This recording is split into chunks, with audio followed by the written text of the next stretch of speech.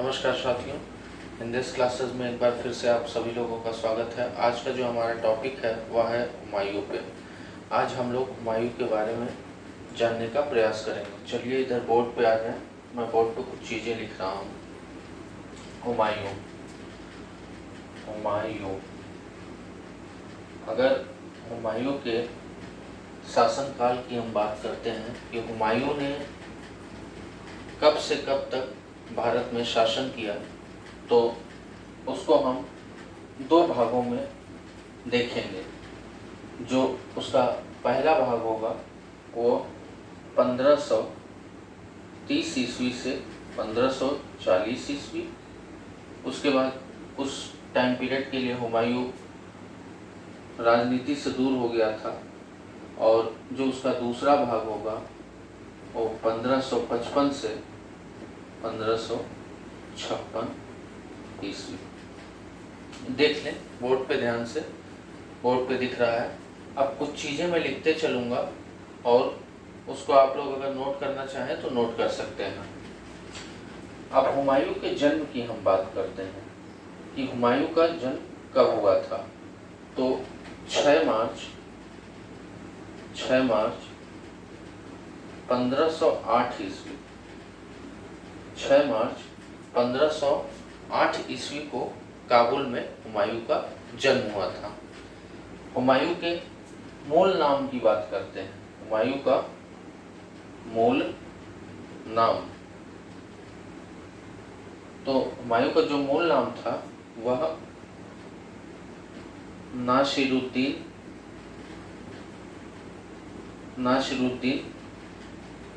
मोहम्मद था। नासिरुद्दीन मोहम्मद था। हुमायूं की माता का नाम माहम बेगम था।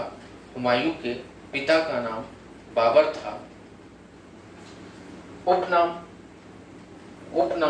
की अगर बात करें तो उपनाम उसका हुमायूं था। उपनाम हुमायूं था। हुमायूं का राज्याभिषेक कब हुआ था? तो हुमायूं का राज्याभिषेक जो कि आगरा में हुआ था, दिनांक कब हुआ था? तो 30 दिसंबर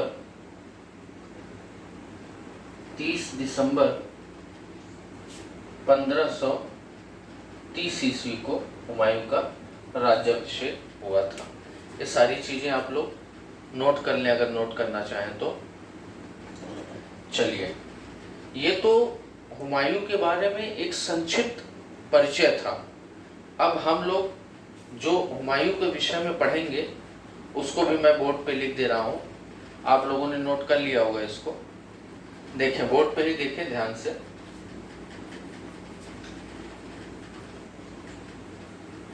आज जो हमें पढ़ना है, आज का जो हमारा टॉपिक हुमायूं है, हुमायूं के अंदर जिन चीज़ों को हम लोगों को पढ़ना है वो चीज़ मैं एक एक करके बोर्ड पे लिख दे रहा हूँ। पहली बात तो हम हुमायूं के प्रारंभिक जीवन के बारे में पढ़ेंगे। प्रारंभिक जीवन, हुमायूं के प्रारंभिक जीवन के बारे में पढ़ेंगे। दूसरी चीज जो हम पढ़ेंगे वो हुमायूं के सामने क्या क्या कठिनाइयां थी। जब वह शासक बना तो उसके सामने बहुत सारी कठिनाइयां भी रही होंगी, तो उसकी प्रारंभिक कठिनाइयों के बारे में पढ़ेंगे। प्रारंभिक कठिनाइयां, हुमायूं की प्रारंभिक कठिनाइयां। तीसरी जो चीज है, तीसरा जो टॉपिक रहेगा वो हमारा, वो उसकी चारित्रिक दुर्बलताएं। चारित्रिक दुर्बलताएं। और आज का जो हमारा चौथा और अंतिम टॉपिक हुमायूं के बारे में होगा, हुमायूं की प्रारंभिक भूलें। हुमायूं की प्रारंभिक भूलें। हुमायूं अपने शासनकाल के दौरान कौन सी ऐसी भूलें प्रारंभ में ही कर दिया जिसके कारण उसको बहुत कठिनाइयों का सामना करना पड़ा। ये 4 टॉपिक पे मैं आज आप लोगों से बात करूंगा। चलिए स्टार्ट करते हैं। पहला टॉपिक, प्रारंभिक जीवन। हुमायूं का जन्म 6 मार्च 1508 ईस्वी को काबुल में हुआ था। हुमायूं बाबर का ज्येष्ठ पुत्र था। बाबर जब मृत्युशैया पे था तो उसने हुमायूं को अपना उत्तराधिकारी घोषित कर दिया था। इसके अलावा बाबर के 3 पुत्र और थे। मैं उनका नाम लिख रहा हूँ, बोर्ड पे ध्यान देंगे आप लोग। पहला तो जो उसका पुत्र था, ज्येष्ठ पुत्र, वह हुमायूं था बाबर का। जो बाबर का दूसरा पुत्र था वह कामरान था।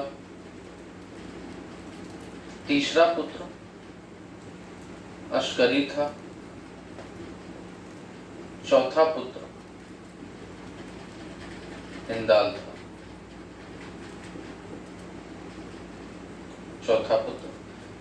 था। मैंने आपको बता दिया कि हुमायूं की माता का नाम माहम बेगम था।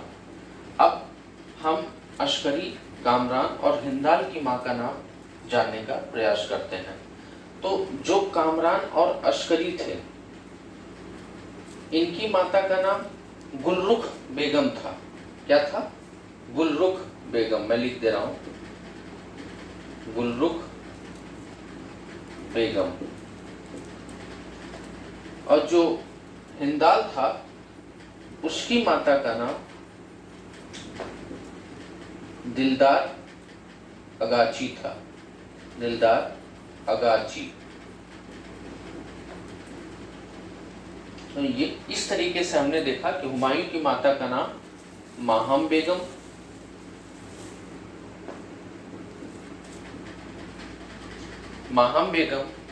कामरान और अस्करी की माता का नाम गुलरुख बेगम और हिंदाल की माता का नाम दिलदार अगाची था।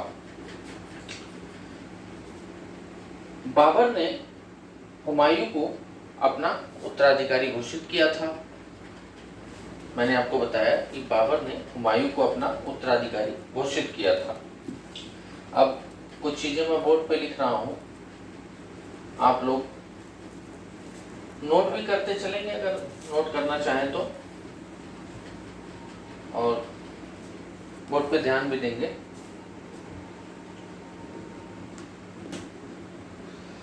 देखिए, हुमायूं गद्दी पे बैठ गया। बाबर ने हुमायूं को अपना उत्तराधिकारी घोषित कर दिया है। बाबर लगातार युद्धों में लगा रहता था, जिसकी वजह से वह हुमायूं के शिक्षा दीक्षा पे ज्यादा ध्यान नहीं दे पाया था। लेकिन जब 1514 ईस्वी में, डेट याद रखेंगे, लेकिन बाबर जब 1514 ईस्वी में काबुल से वापस लौटा तो वह हुमायूं के शिक्षा दीक्षा का उचित प्रबंध किया। उसने इसके लिए, हुमायूं की शिक्षा दीक्षा के लिए 2 शिक्षकों की नियुक्ति की। उनका नाम मैं बोर्ड पे लिख दे रहा हूं, उसको ध्यान से नोट कर लेंगे। पहला जो शिक्षक था उसका नाम था मौलाना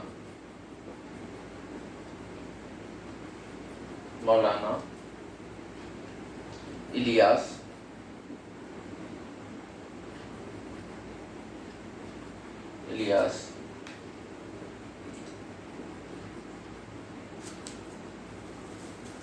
और दूसरा जो शिक्षक था वो मौलाना मसही अल दीन रहुल्ला। थोड़ा नाम कठिन है इसीलिए मैं बोर्ड पे लिख दिया हूँ, आप लोग एकदम ध्यान से देख लें और इसको अपने दिमाग में बैठा लेंगे। क्योंकि कभी कभी एग्जाम में पूछा भी जा सकता है कि बाबर के द्वारा हुमायूं की शिक्षा दीक्षा के लिए वह 2 शिक्षक कौन थे या उनका क्या नाम था। तो अगर हम दोनों शिक्षकों की बात करें तो उसमें जो पहला शिक्षक था वो मौलाना मसही अल-दीन रहुल्ला थे और जो दूसरे शिक्षक थे मौलाना इलियास थे। ये तो हो गए उनके शिक्षकों की बात। हुमायूं भाषा से संबंधित कुछ बातें कर लेते हैं। तो हुमायूं को तुर्की,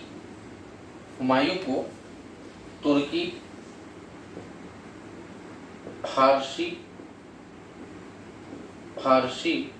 और अरबी, क्या क्या मैंने कहा? हुमायूं को तुर्की, फारसी और अरबी भाषा का अच्छा ज्ञान था। हुमायूं ने फारसी भाषा में अनेक पद्य रचनाएं की थी। क्या की थी? अनेक पद्य रचनाएं की थी। तो ये तो उसकी शिक्षा दीक्षा से संबंधित बातें हो गई। इसके अलावा हुमायूं को सैनिक शिक्षा भी दी गई। सैनिक शिक्षा भी दी गई। देखिए, उसकी शिक्षा दीक्षा की हमने बात कर ली, उसके गुरु की बात कर ली और उसके सैनिक शिक्षा की भी हमने बात कर ली कि उसको सैनिक शिक्षा भी दी गई। हुमायूं घुड़सवारी, हुमायूं तीरंदाजी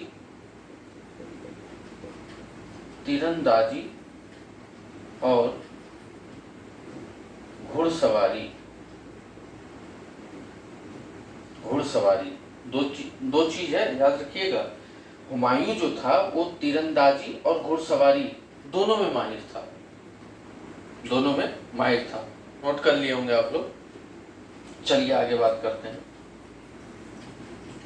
तो देखिए किस तरीके से मैं हुमायूं के प्रारंभिक जीवन के बारे में आपको बता रहा हूँ। अभी तक मैंने आपको बता दिया कि उसका जन्म कब हुआ, उसकी माता का क्या नाम था। एक चीज हो सके छूट गई हो तो आप लोग उसको ध्यान में रखेंगे कि मैंने आपको बताया कि हुमायूं की माता का नाम महम बेगम है।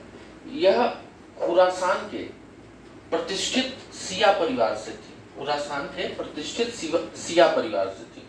तो मैंने आपको बताया कि उसका जन्म कब हुआ, उसकी माता का नाम क्या था, बाबर ने उसको अपना उत्तराधिकारी नियुक्त किया था। उसके बाद बाबर ने प्रारंभ में तो उसकी शिक्षा दीक्षा पे उसने विशेष ध्यान नहीं दिया, लेकिन बाद में जब वह 1514 ईस्वी में काबुल से लौटा तो उसकी शिक्षा दीक्षा के लिए उचित प्रबंध किया। मैंने दोनों शिक्षकों के नाम बताए। उसके बाद मैंने ये भी बताया कि उसको तुर्की, अरबी और फारसी भाषा का अच्छा ज्ञान था। उसने फारसी में अनेकों पद्य रचनाएं की थी। इसके अलावा हुमायूं की गणित, दर्शन,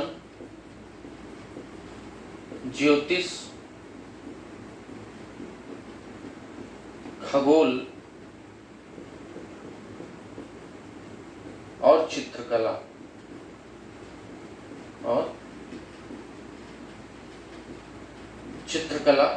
में भी रुचि थी। तो ये सारी बातें मैंने आपसे की। उसके बाद मैंने आपको बताया कि उसकी सैनिक शिक्षा का भी प्रबंध किया गया था। वह घुड़सवारी और तीरंदाजी में काफी माहिर था। अब चलिए आगे बात करते हैं। हुमायूं प्रारंभ से ही, जब वह उसकी उम्र काफी कम थी, महज वह 12 वर्ष का था जब, तो उसे बदखसा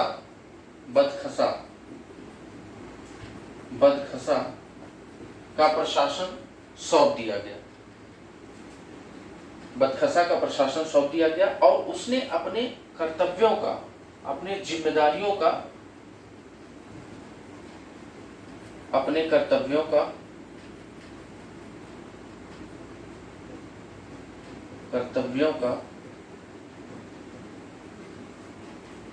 पूर्णतः निर्वहन किया।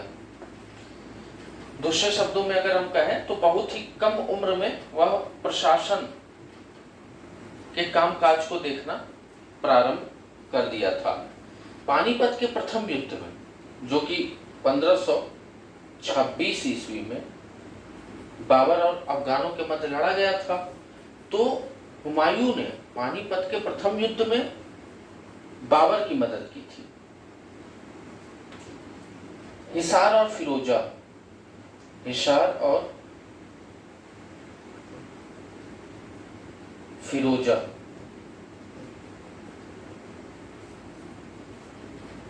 दो एक जगह का नाम है। हिसार और फिरोजा में उसने हामिद खां की सैनिक टुकड़ी को पराजित किया था।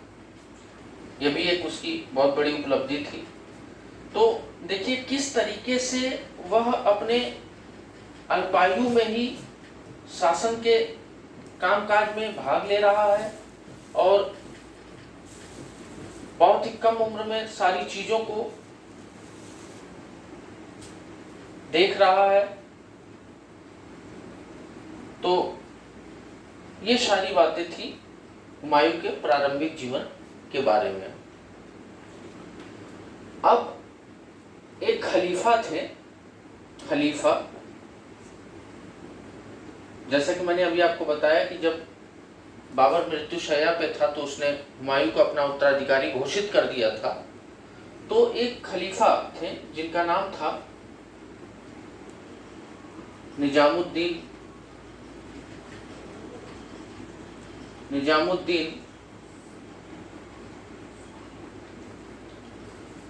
ये प्रमुख मंत्री थे बाबर के टाइम में। तो इन्होंने जब बाबर की मृत्यु हो गई और हुमायूं सत्ता अपने हाथों में, या हुमायूं बाबर का उत्तराधिकारी घोषित कर दिया गया, तो इन्होंने हुमायूं को अयोग्य घोषित किया, हुमायूं को अयोग्य समझा, या उनका कहना यह था कि हुमायूं अयोग्य है। हुमायूं की जगह ये जो निजामुद्दीन थे, निजामुद्दीन, इनका पूरा नाम निजामुद्दीन अली मोहम्मद था। तो ये जो निजामुद्दीन थे, ये हुमायूं की जगह बाबर के बहनोई नाम देख लेंगे, मेहंदी ख्वाजा को राजगद्दी पे बैठाना चाहते थे, क्योंकि ये कहते थे कि हुमायूं उस लायक नहीं है, वह अयोग्य है। भले ही बाबर ने उसको अपना उत्तराधिकारी घोषित कर दिया है, तो क्या हुआ,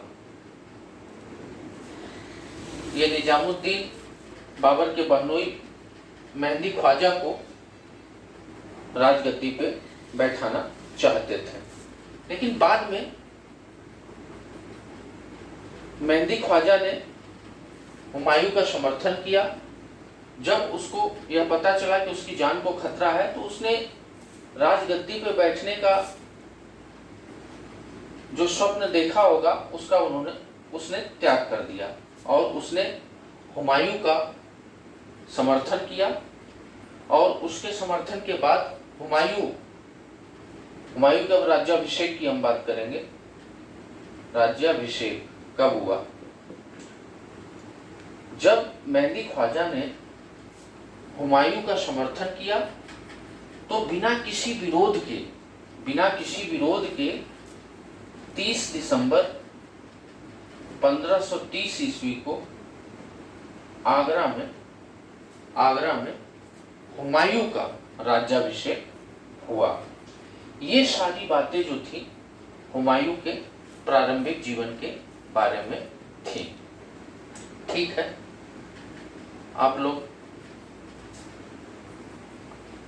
इन चीजों को ध्यान से समझिएगा जो मैं बता रहा हूं। तो ये तो मैंने आपसे बात कर ली, जो मेरा पहला टॉपिक था कि प्रारंभिक जीवन हुमायूं का, प्रारंभिक जीवन। अब हुमायूं के बारे में ही जो दूसरी बातें हैं अब देखिए, हुमायूं 30 दिसंबर 1530 ईस्वी को हुमायूं का राज्याभिषेक हो गया। अब सत्ता उसके हाथों में आ चुकी है। अब शासन करना वह शुरू करेगा। तो जब वह शासन करना शुरू करेगा तो कुछ ना कुछ कठिनाइयां भी उसके सामने आएंगी, उसको कठिनाइयों का सामना भी करना पड़ेगा। तो अब मैं उन्हीं कठिनाइयों के बारे में आपसे बात करूंगा कि हुमायूं के जीवन में जब वह सत्ता को संभाल लेता है तो उसकी प्रारंभिक कठिनाइयां क्या थी, उसकी प्रारंभिक कठिनाइयां क्या थी। प्रारंभिक कठिनाइयां, चलिए, हुमायूं के सामने जो प्रारंभिक कठिनाइयां थी उसमें जो सबसे बड़ी कठिनाई थी वह उसके प्रबल शत्रु अफगानों के द्वारा जो उसको लगातार चुनौती दी जा रही थी वह थी, जो कि उसे विरासत में मिली थी। क्योंकि यह अफगान लगातार बाबर के लिए भी एक समस्या बने हुए थे।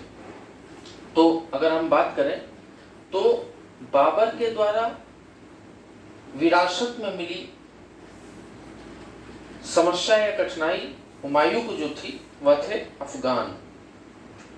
अफगान अभी भी पूरे साहस के साथ मुगलों को भारत से भगा देना चाहते थे और पुनः दिल्ली पे अपनी सत्ता स्थापित करना चाहते थे। एक समस्या तो ये थी।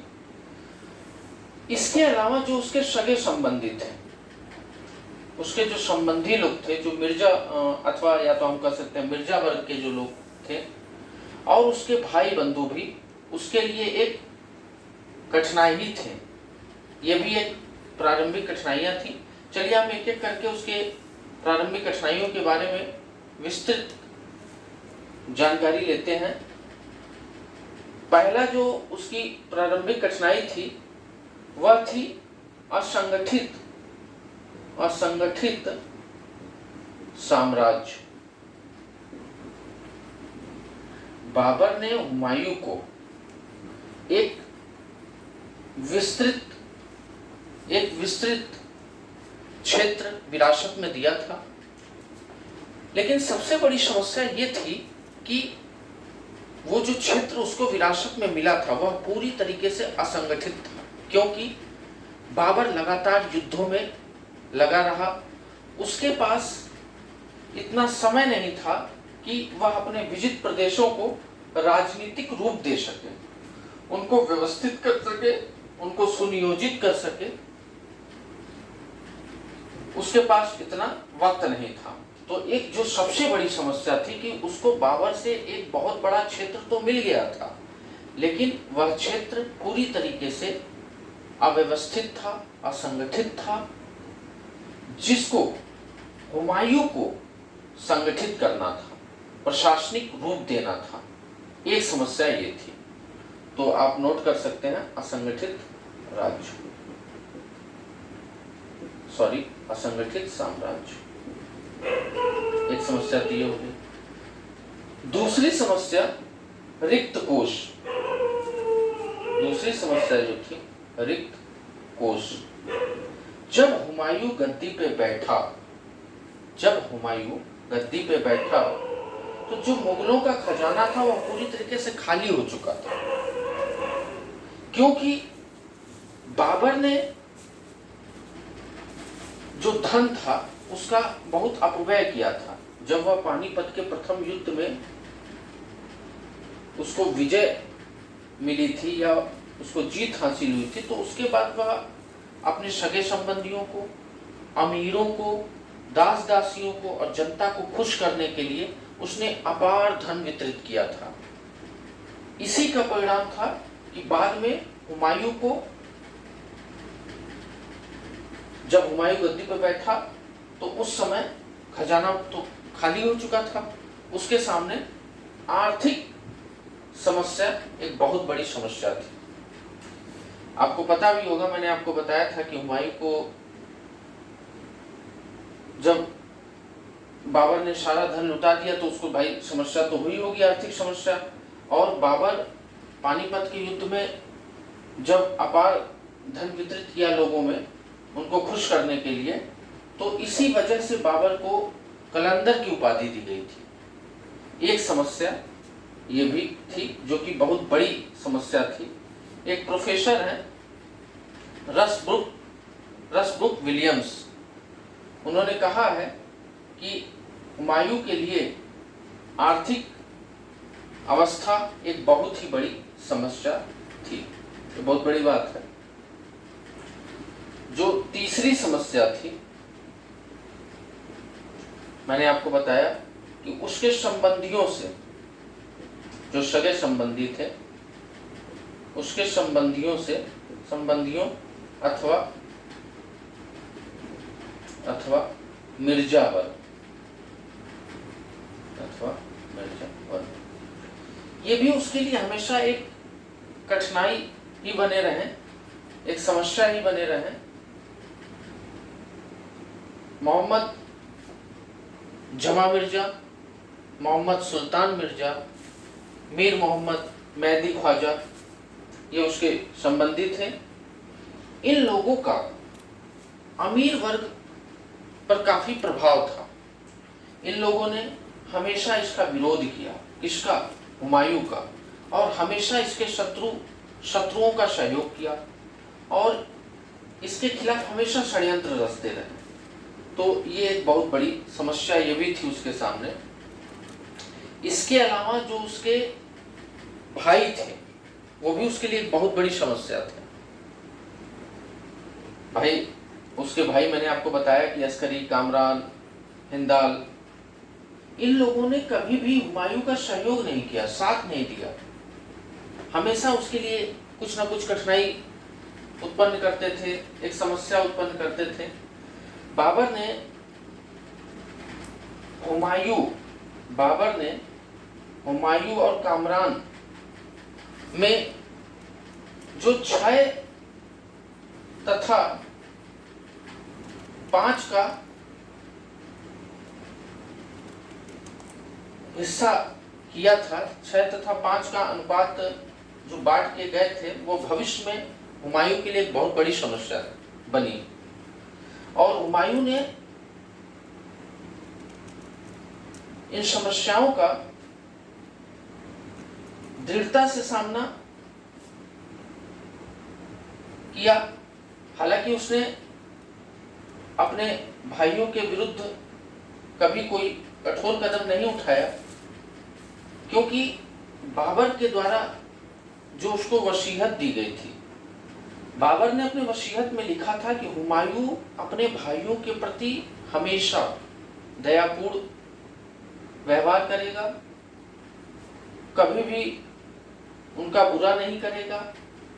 लेकिन दूसरी तरफ देखिए, हुमायूं हमेशा दया का व्यवहार करता रहा, उनके साथ दयापूर्ण व्यवहार करता रहा, लेकिन जो उसके भाई थे वह लगातार उसके साथ शत्रुपूर्ण व्यवहार करते रहे। तो ये एक बहुत बड़ी समस्या थी हुमायूं के सामने।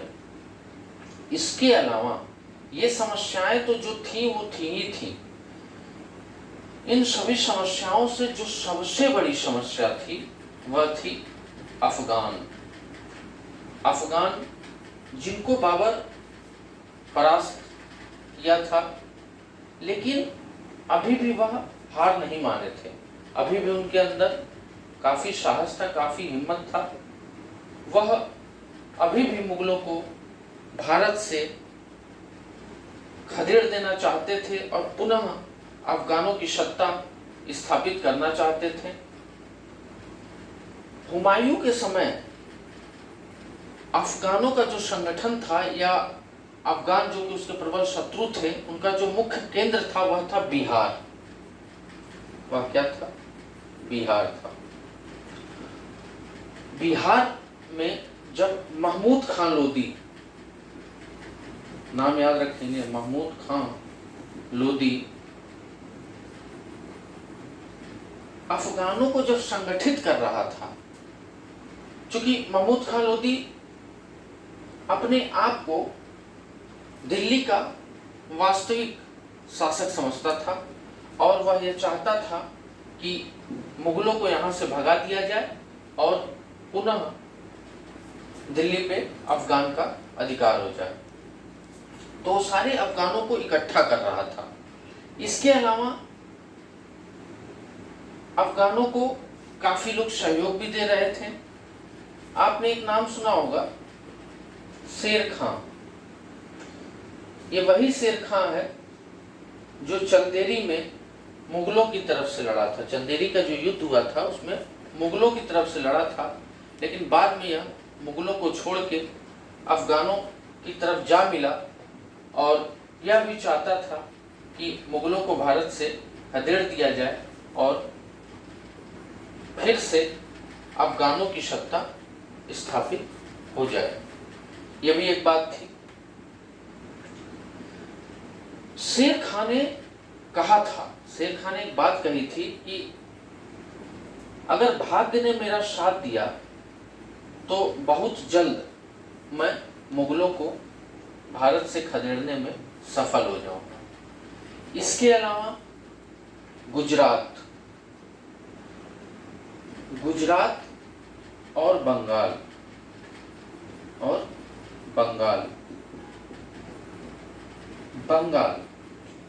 के शासक भी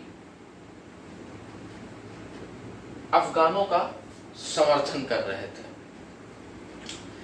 उस समय जो गुजरात का शासक था बहादुर शाह, इसके पास भी एक विशाल सेना थी, इसके पास अच्छे तोपखाने थे। यह अफगानों को संरक्षण दे रहा था। और एक बात और याद रखिएगा कि जो हुमायूं का बहनोई था, नाम लिख लेंगे, मोहम्मद जमा खां हुमायूं का जो बहनोई था, वह भी बहादुर शाह के संरक्षण में चला गया था। बहादुर शाह वही जो गुजरात का शासक था, ये भी अफगानों को संरक्षण दे रहा था और मुगलों का विरोध कर रहा था और चाहता था कि मुगल यहाँ से चले जाएं और फिर से अफगानों की सत्ता स्थापित हो जाए। आपको याद होगा एक नाम, नुसरत शाह। यह बंगाल का शासक था। जब घाघरा के युद्ध में बाबर ने अफगानों को पराजित किया था, उस समय नुसरत शाह मुगलों से भयभीत होकर बाबर से एक संधि किया था। लेकिन जब बाबर की मृत्यु हो गई तो यही नुसरत शाह ने उस संधि को तोड़ दिया और अफगानों का सहयोग करने लगा और अफगानों को संरक्षण देने लगा। तो ये सारे लोग हुमायूं के सामने एक बहुत बड़ी समस्या थे, जो उसके प्रारंभिक जीवन में काफी कठिनाइयां उत्पन्न किए। तो ये सारी बातें जो मैंने अभी आपसे की, ये उसकी शासन के प्रारंभिक कठिनाइयों के बारे में थी। दो बातें मैंने आपसे कर ली, उसके प्रारंभिक जीवन के बारे में और उसके प्रारंभिक कठिनाइयों के बारे में। अब जो तीसरा टॉपिक है हुमायूं के बारे में ही, उसकी चारित्रिक दुर्बलता। देखिए इसके अंतर्गत क्या है, चारित्रिक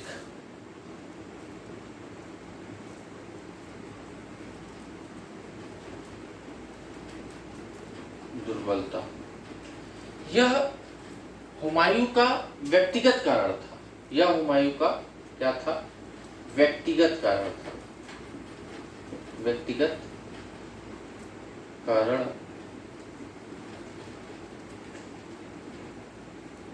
कारण था। हुमायूं जब गद्दी पे बैठा तो उस समय उसके अंदर 3 गुण अवश्य होने चाहिए थे। पहला, राजनैतिक दूरदर्शिता।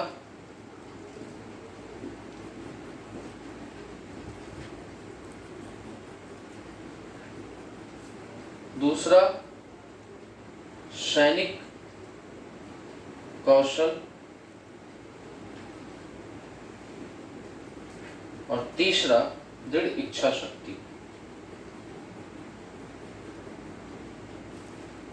दृढ़ इच्छा शक्ति। लेकिन दुर्भाग्यवश ये तीनों चीजों का, राजनीतिक दूरदर्शिता, सैनिक कौशल, दृढ़ इच्छा शक्ति, इन तीनों चीजों का हुमायूं के अंदर अभाव था। हुमायूं साहसी तो था, हुमायूं पराक्रमी तो था, लेकिन जो उसकी राजनीतिक दूरदर्शिता थी और जो उसका सैनिक कौशल था, ये दो चीजें उसके अंदर नहीं थी। इन चीजों का अभाव था उसके अंदर। और उसकी जो सबसे बड़ी कमी थी वह यह थी कि जब भी हुमायूं कोई काम शुरू करता था तो उसको पूरा किए बगैर, मतलब उसको आधे पे ही छोड़ के दूसरे काम में लग जाता था। तो ये एक उसकी सबसे बड़ी, अगर हम कहें तो, कमी थी। उसकी चारित्रिक दुर्बलता की सबसे बड़ी कमी यही थी। इसीलिए हुमायूं अपने पूरे शासनकाल में उसका जो जीवन था वो संकटमय बना रहा और प्रारंभ से ही वह लड़खड़ाता रहा और अंत तक लड़खड़ाते उसका अंत हो गया। तो ये मैंने बात की उसके चारित्रिक दुर्बलताओं के बारे में। जो आज के मेरे लेक्चर में जो हुमायूं से संबंधित अंतिम बात है वह यह है कि हुमायूं जब गद्दी पे बैठ गया, या हुमायूं ने मुगलों की सत्ता की बागडोर अपने हाथों में ले ली, तो हुमायूं की जो प्रारंभिक भूलें थी, हुमायूं ने कुछ बहुत बड़ी भूलें की जिसके लिए वह हमेशा पछताता रहा। हुमायूं की प्रारंभिक भूलें, हुमायूं की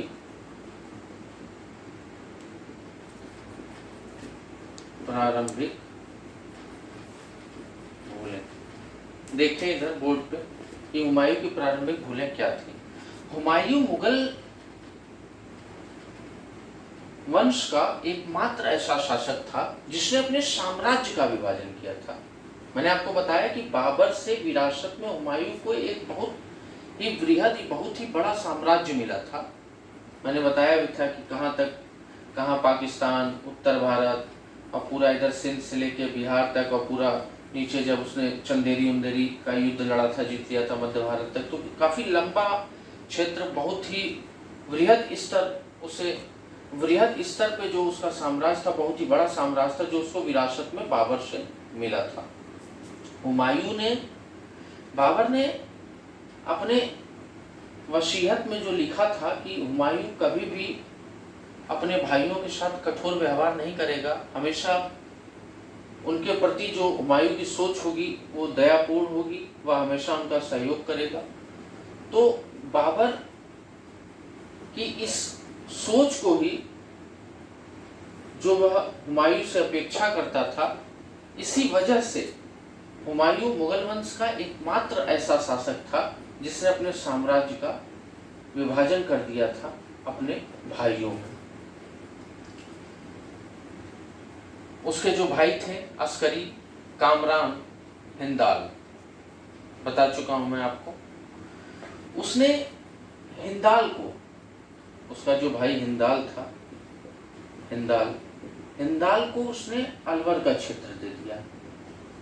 ये सारे क्षेत्रों पे हुमायूं का अधिकार था ना। ये देखिए किस तरीके से अपने साम्राज्य को अपने भाइयों में बांट रहा है हुमायूं। हिंदाल को उसने अलवर का क्षेत्र दे दिया।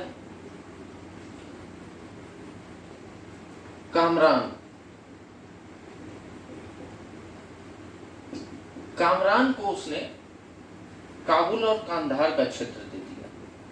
काबुल और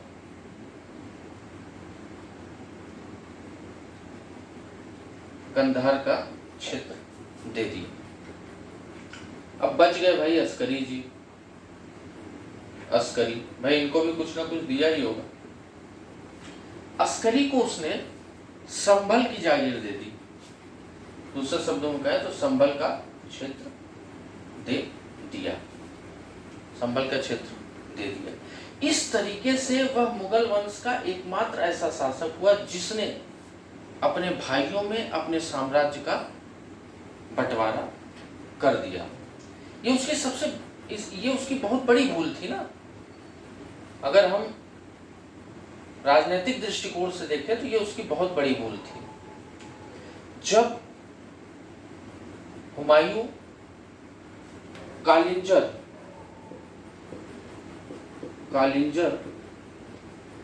पर घेरा डाले हुआ था, जब हुमायूं कालिंजर पर घेरा डाले हुआ था तो उसका जो भाई कामरान था, जिसको उसने काबुल और कंधार दिया था, तो वह थोड़ा कपटी स्वभाव का था, वह संतुष्ट नहीं था काबुल और कंधार से। जब हुमायूं ने कालिंजर पर घेरा डाले हुए था तो उसी समय कामरान पंजाब की तरफ प्रस्थान कर गया और वह पंजाब को अपने अधिकार क्षेत्र में करना चाहता था। जब इस बात का पता चला हुमायूं को, तो हुमायूं ने कामरान को पंजाब तो दिया ही दिया, इसके साथ उसने मुल्तान भी दे दिया। देखिए किस तरीके से वह अपने क्षेत्रों को अपने भाइयों में बांटता चला जा रहा है। अब देखिए काबुल तो था ही, कंधार भी था, पंजाब भी दे दिया, मुल्तान भी दे दिया। अब इसके बाद उसने हिसार और फिरोजा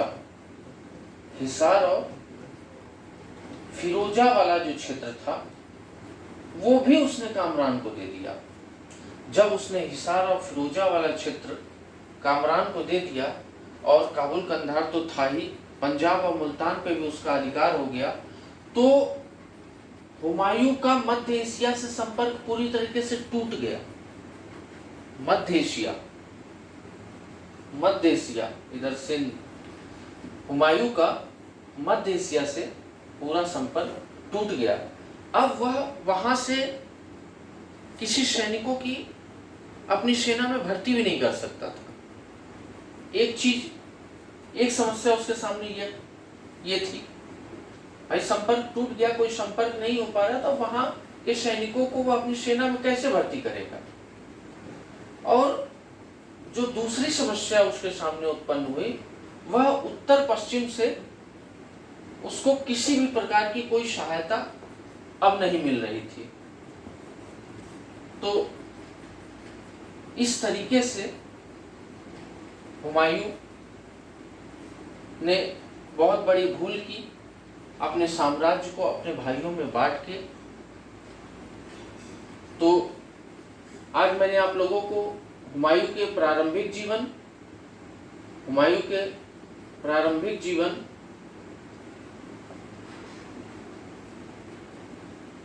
प्रारंभिक कठिनाइयां, हुमायूं की चारित्रिक दुर्बलताएं और इसके साथ ही साथ हुमायूं की प्रारंभिक भूलों के बारे में बताया। अभी बहुत सारी चीजें हैं जिसे हमें पढ़ना है। ये सारी बातें जो मैंने आपसे आज की है, ये हुमायूं के शुरुआती दौर की बातें हैं, जब उसने मुगल वंश की सत्ता की बागडोर अपने हाथों में ली। मेरे आज के वीडियो में बस इतना ही। इसके आगे मैं अभी आप लोगों को जब पढ़ाऊंगा तो उसमें मैं बताऊंगा कि हुमायूं ने कितने युद्ध किए, कौन कौन से युद्ध लड़ा, कालिंजर का घेरा डाला, तो वो सारी बातें मैं अपने अगले वीडियो में करूंगा। हाँ, आप लोग मेरी पुरानी वीडियोस को जरूर देख लीजिएगा, क्योंकि 4-5 पार्ट में है बाबर के बारे में, जिसने मुगल वंश की स्थापना की थी। जो मुगल वंश का संस्थापक था उसी का ज्येष्ठ पुत्र हुमायूं है, जो बाबर की मृत्यु के बाद मुगल वंश की सत्ता की बागडोर अपने हाथों में ले रहा है और शासन कर रहा है। चलिए, इसके आगे मैं अपने नेक्स्ट वीडियो में बात करूंगा आपसे। अगर आप लोगों ने मेरे चैनल को अभी तक सब्सक्राइब नहीं किया है तो सब्सक्राइब कर लें, बेल आइकन बटन भी दबा लें, ताकि मेरे द्वारा जो भी वीडियोस डाली जाए या जो भी सूचनाएं दी जाएं वो डायरेक्ट आप तक पहुंच जाएं। नमस्कार साथियों, धन्यवाद।